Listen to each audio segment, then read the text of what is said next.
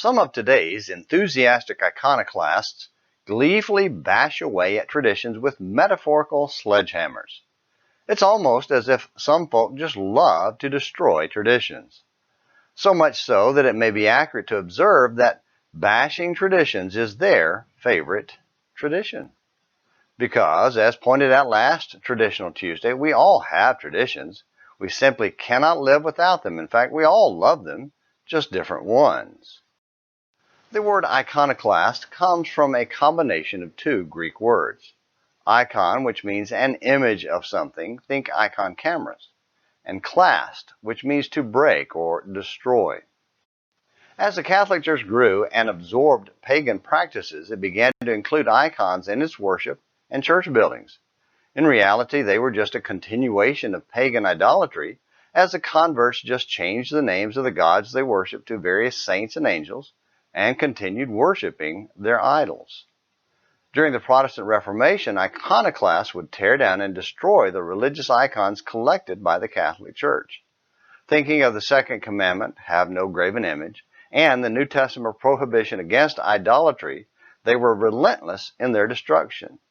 Yes, Paul told us to flee from idolatry in 1 Corinthians 10:14 and listed it among the works of the flesh in Galatians 5:20. And yes, Peter called it detestable in 1 Peter 4:3. And the Bible ends in Revelation 21:27 declaring there's no place in heaven for idolaters. So, sick of the detestable practice of worshiping the icons, they felt it was their religious obligation to destroy such images in their zeal for God. Fortunately, we live in a more civilized time that frowns on the physical destruction of other people's property. Well, usually.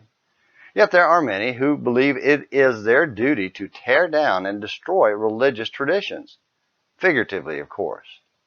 Today, an iconoclast is one who zealously works to tear down traditions and beliefs that he doesn't like. And while some traditions deserve to be destroyed, not all do. Sadly, though, some folk can't seem to stop at evil traditions. It's as if they get caught up in an irrational frenzy, sort of like the riots and destructive looting currently sweeping across America, and have to tear down every vestige of traditions, even the concept of traditions. Worst of all, they bash away at anyone who dares defend traditions, destroying spiritual lives and relationships in the process. We need to respect the idea of traditions so much that we carefully research to see which ones are from God and hold on to them while tearing down the ones that came from man, especially those connected to idolatry. And we must start by tearing down the idolatrous traditions rooted in our own hearts. If you're going to be an iconoclast, make it count for something worthwhile.